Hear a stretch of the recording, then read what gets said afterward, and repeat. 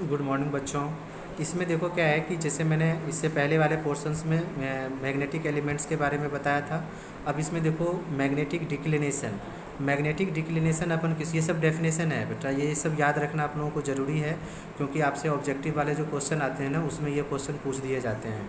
तो जैसे magnetic declination क्या कहेंगे कि, और simply declination at a place is the angle between the geographic meridian and magnetic meridian. उसको अपन थीटा से रिप्रेजेंटेड करते हैं। तो मतलब ज्योग्राफिक मेरिडियन और मैग्नेटिक मेरिडियन के बीच का जो एंगल होता है उसको अपन मैग्नेटिक डिक्लिनेशन कहते हैं। दूसरा होता है मैग्नेटिक इंक्लिनेशन और डिप। इसमें अपन कहते हैं कि dip at the place is defined as the angle made by the directions of the earth's total magnetic field with the horizontal directions in horizontal directions. जैसे बी एच जो अपन यहाँ पे डेल्टा एच से रिप्रेजेंट कर रखे हैं, it is denoted by अपन डेल्टा कह देंगे। अब इसका horizontal component of earth's magnetic field के लिए अपन क्या कहते हैं वो देखिए। तो इसमें दो चीज़ें हैं।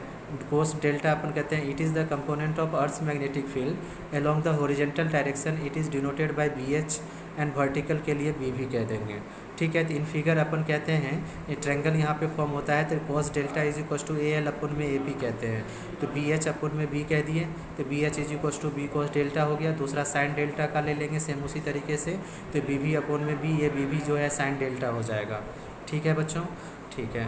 उसके बाद अपन क्या करते हैं, इन दोनों इक्वेशन के लिए अपन कहते हैं squaring and adding equation first and second. तो अपन यहाँ से क्या करेंगे, B B H square plus के B B square is equal to B square cos square delta plus B square sine square delta. ठीक है। तो यहाँ से अपन इस वैल्यू को अपन करेंगे, तो यहाँ पे बी स्क्वायर कॉमन आ जाएगा, तो cos square delta plus sign square delta हो जाएगा, और इसकी वैल्यू क्या होती है 1। तो B square is equal to B H square plus के बी बी स्क्वायर कह देंगे। तो बी को सब्जेक्ट बना लेंगे, तो square root of B H square plus के बी बी स्क्वायर हो जाएगा। ठीक है। अब कहता है dividing equation first and second.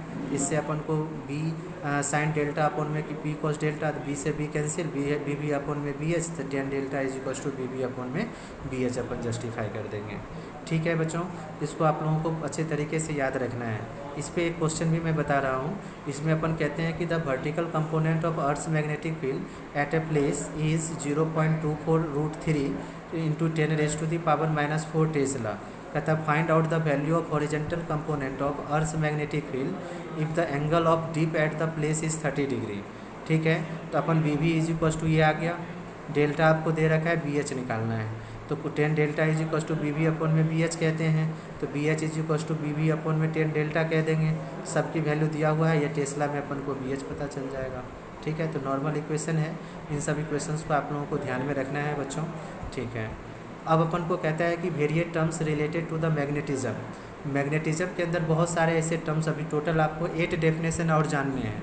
ठीक है। उस 8 डेफिनेशन के अंदर अब अपन मैग्नेटिक मटेरियल के बारे में जानते हैं, जिसमें फर्स्ट नंबर है मैग्नेटिक इंटेंसिटी। तो मैग्नेटिक इंटेंसिटी अपन कहते हैं the capability of magnetic field to magnetise the substance is measured in terms of the magnetic intensity of the field. The magnitude of magnetic intensity may be defined as the number of ampere turns following round the unit length of toroid है ना, to produce a magnetic induction V naught in the toroid it is denoted by H is equal to B naught upon में mu note. But आपको ये खाली formula याद रखना है बच्चों कि H is equal to B naught upon में म्यू नोट, ये टोराइड के केस में आता है अपन को। ठीक है। जिसमें बी नोट को अपन मैग्नेटिक फील्ड इनसाइड वैक्यूम अपन कहते हैं, म्यू नोट अपन को पता होता है 4 पाई इंटू 10⁻⁻⁷। ठीक है। Magnetic intensity is also known as the magnetising force and magnetic field strength भी इसको अपन कहते हैं। ठीक है बच्चों, इसको याद रखना है आप लोगों को। दूसरे नंबर डेफिनेशन पे पहुंचते हैं। इसके अंदर अपन कह रखे हैं कि इंटेंसिटी ऑफ मैग्नेटाइजेशन, इसको अपन आई से रिप्रेजेंट करते हैं, और ये कहते हैं कि the intensity of magnetisation of a material substance कहता है कि represents the degree to which the substance is magnetised. किसी मटेरियल को मैग्नेटाइज करने की जो इंटेंसिटी होती है उसी को अपन मैग्नेटिक इंटेंसिटी ऑफ मैग्नेटाइजेशन कहते हैं। ठीक है। इसका ऐसा यूनिट एम्पियर पर मीटर कह देना है आपको, और dimensional form L inverse into में ए कह देंगे। I is equal to M upon में भी, ये याद रखना है आप लोगों को। ठीक है बच्चों। दूसरे नंबर अपन कहते हैं कि मैग्नेटिक इंडक्शन। मैग्नेटिक इंडक्शन अपन कहते हैं it is defined as the number of magnetic lines of the induction crossing per unit area normally through the magnetic substance. It is denoted by B. और magnetic inductance B is the sum of magnetic field B naught and magnetic field mu naught I. ठीक है, तो यहाँ से अपन कह सकते हैं B is equals to B naught plus के म्यू नॉट आई.